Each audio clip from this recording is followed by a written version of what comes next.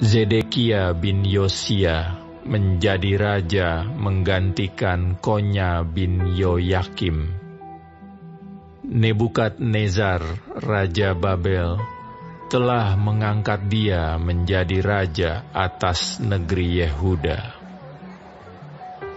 Tetapi baik ia, baik pegawai-pegawainya, maupun rakyat negeri itu, tidak mendengarkan firman yang disampaikan Tuhan dengan perantaraan Nabi Yeremia.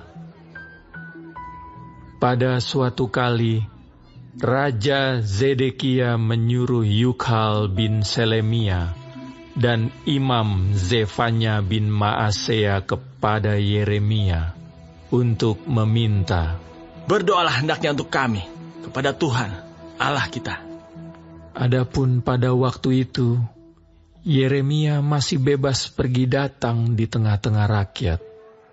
Ia belum dimasukkan orang ke dalam penjara. Adapun tentara Firaun telah berangkat keluar dari Mesir. Mendengar kabar itu, maka orang-orang Kasdim yang mengepung Yerusalem angkat kaki dari Yerusalem. Lalu datanglah firman Tuhan kepada Nabi Yeremia. Bunyinya, "Beginilah firman Tuhan Allah Israel kepada Raja Yehuda yang menyuruh kamu kepadaku untuk meminta petunjuk. Harus kamu katakan begini, lihat tentara Firaun yang telah berangkat keluar untuk membantu kamu akan kembali ke negerinya, ke Mesir. Tetapi orang-orang Kasdim akan datang kembali memerangi kota ini, merebutnya dan menghanguskannya dengan api.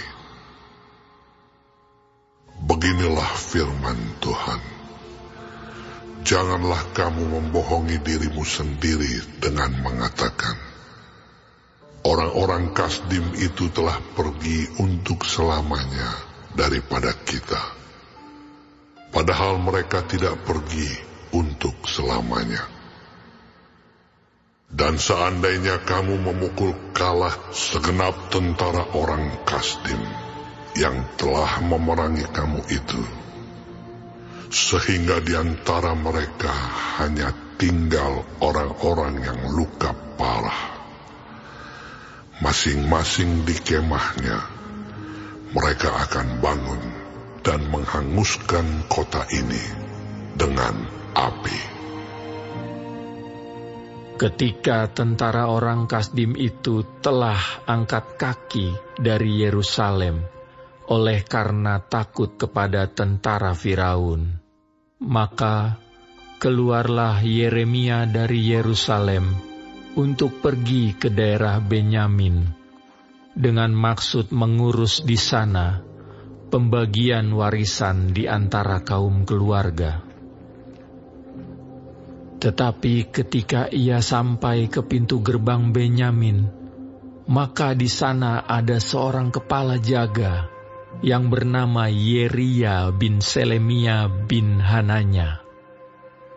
Ia menangkap Nabi Yeremia sambil berteriak, "Engkau mau menyeberang kepada orang Kasdim?" Dan sekalipun Yeremia menjawab, "Itu bohong. Aku tidak hendak menyeberang kepada orang Kasdim."